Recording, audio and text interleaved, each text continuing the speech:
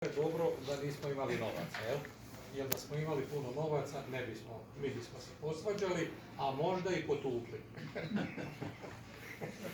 Jer to je tako, jel? A s druge strane, eto, imali smo koliko smo imali. Ja sad neću vam sve, ja imam ovdje, ja vam neću čitati sa to, zato što je to dosadno, ali ovo su bilance za 3 godine koje je naš knjigovođa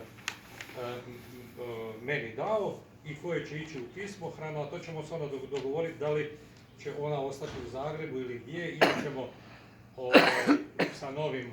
Hoćemo li sa novim vodstvom je slati za Splita prijedlog je, zapravo odmah da kažem,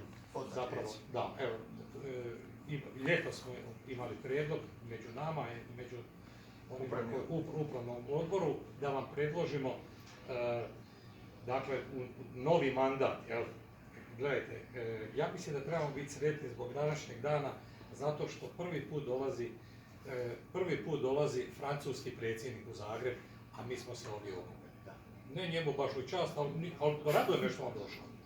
Mene to jako veseli, međutim veseli me to što bi mi danas i što smo danas na ovako skroman način predstavili naš ovaj treći zbornik, međutim što bismo htjeli da i predlažemo vam da ja kao predsjednik svoje mjesto ustupim nekom drugome, a to je prijedlog je Mladenu, i ostale funkcije kao što su tajnik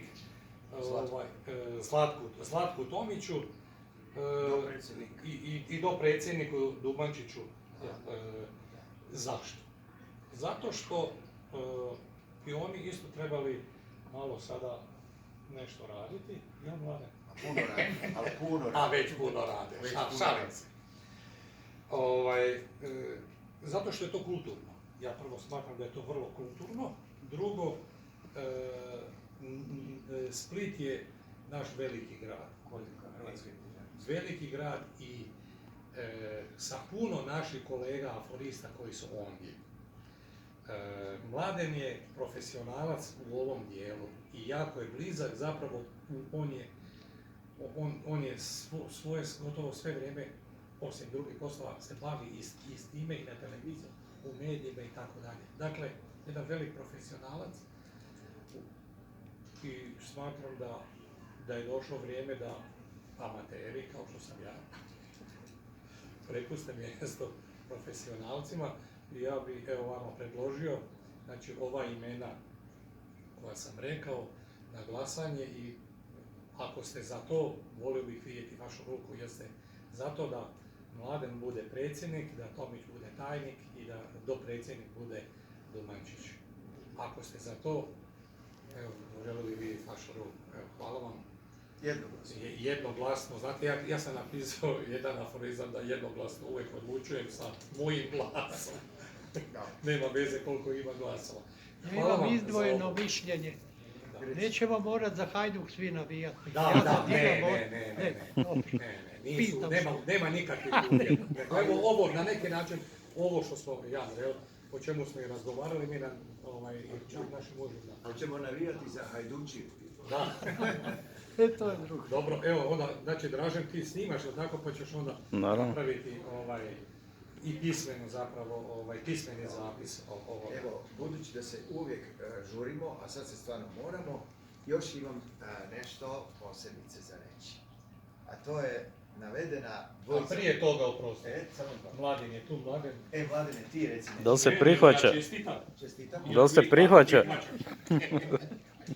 čestitam. Moj stari...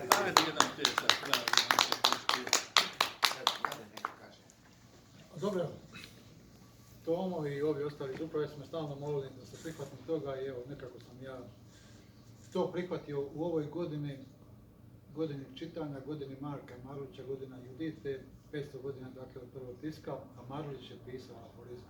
Prvi hrvatski pisac. I evo, tako da ćemo mi i dalje pomažemo. Dijelom distancirati, međutim svi ostali ostaju gdje ste i bili. Zlatko Tomić, njega svi nije mogao danas doći, zastupljen je u sva 3 zbornika, umirovljenik je, tako ima vremena, rekao je da će biti tajnik i malo pripomoći. On je dosta aktivan po ovim, lani je objavio 2 knjige nove, čak je 2 puta uzastopno nastupao na Satira Festu u Beogradu, pa mi je ove godine iz Beograda donio priznanje. Tebi tvoje, da. Da. Dakle, Satira Fest iz Beograda dodjeljuje nagradu Zlatni krug za aforiste, publiciste i ostale književnike koji promiču satiru u svijetu, bilo srpsku, bilo općenito. I naklada Bošković je me predložila i doista oni su odlučili da ove godine jedan od 4, jedan je dakle još iz Armenije, jedan iz Slovačke i jedan iz Makedonije, dobili smo ovo priznanje Zlatni krug. U obrazloženju zato što sam 30 godina ove godine slavim moje emisije Kad se smije, kad bije na Radio Splitu. Čestitamo. Samo da ne bude Marulić postao Srbin isto. Kao i Tesla. Da, Po moguće sve. statutu imamo 3 dopredsjednika. Pa osim Dumančića ja predlažem da ostanu i dalje Dragutin Lončar, urednik Potepuha, koji je dakle, naš rezervni časopis dok ne dobijemo novoga, i Tomo Supek i dalje ostane kao dopredsjednici. Tajnik je dakle Zlatko Tomić.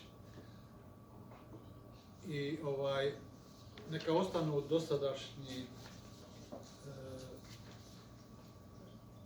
odbori, a to su časni sud su Jande Drmić, Tonka Lovrić i Boris Nazanski, i nadzorni odbor su Nedo Zuban, Jozo Čizmić i Nađan Dumanić.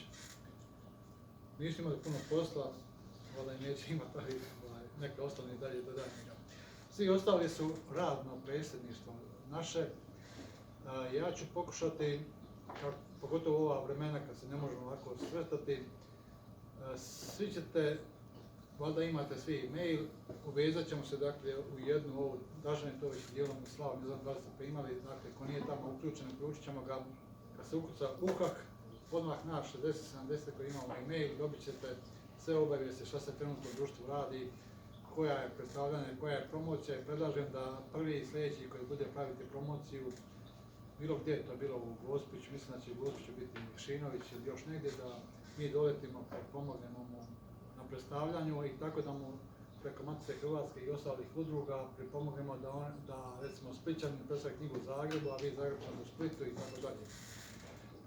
Želja mi je da imamo i nekakve, da li po statutu i ne mora tako biti, ali nekakve pododbore ili ljude angažirati za nekakve ogranke regionalne. Bilo bi idealno da svaka županija ima svoga nekakav povjerenika, što je tako reći, međutim kako u svakoj županiji nažalost nemamo čovjeka koji piše aforizme, moram da to regionalno riješimo, pa neko recimo Lončar zastupa Hrvatsko Zagorje i gotovo Slavoniju gdje smo tanki i nemamo gotovo nikoga. Trebao bi naći čovjeka koji će isti biti zadužen za aforistiku. Evo Zdravko Žarković će okupiti Zadrane, ja sam za Dalmaciju i Splićane i Frano Vukovar će biti stara novinar Večernjaka za Hercegovinu jer imamo 5-6 suradnika naših zbornika i članova iz Hercegovine. Kolega Ivo Andrić je napravio prijedlog rada za prošlu skupštinu i malo ga je dopunio. On je potpuno isti, svih 16 točaka su jako lijepi, dakle to je promicanje aforističke riječi, osnivanje časopisa, zbornika, knjiga i tako dalje, pa neka to ostane i dalje. Taj prijedlog rada do 25. Hajduk je napravio strategiju do 27. a tamo moramo i mi reći do 27. Objavit ćemo ga našim članicama UHAH-a, tako ga zanima tako, ali naravno da mi možemo, ako me padne neka dobra ideja, a to je upravo kod humorista najvažnije, kad imamo neku dobru svježu ideju, da je odmah realiziramo ostvarima, bez obzira bila ona u planovima ili u statutu ili tako ne. Bitno je dakle i za nas da ostanu knjige, pisani trag u medijima, bilo u ovim novim tehnologijama, DVD-a, audio, tako da. Zanimljivo imamo, to ću pokušati na Radio Split isto, Zlatko Vidulić je snimio svoje aforizme, audio i taj CD u svim knjižnicama pohranjen kao za slijepe koji ne mogu čitati. Tako da bi mi, eventualno ja ću sa mojim speakerima, recimo reći da cijeli ili the best of ovih aforizama pročita sat vremena. Tako i da taj CD dakle, napravimo za slijepe koji ne mogu dakle, čitati, da mogu taj CD preko svojih, oni imaju te neke posebne programe da stave slušalice pa Audio knjiga. Da, dobiju čitanu štivo. Tako. I dakle da na svakakve moguće medije 21. stoljeća promičemo aforizam kroz pisanu, dakle elektroničku, crtanu i tako dalje. Još bolja suradnja sa karikaturistima, evo, 4. zbornik će ilustrirati naslovnice, napraviti i Nikola Listeš koji je upravo dobio 5 nagrada. Kako si rekao da bi bio naslov? Cjepivo. Četvrta doza. Četvrta doza. Super naslov. Četvrta doza poza. Ajde, zapisujte. Četvrta doza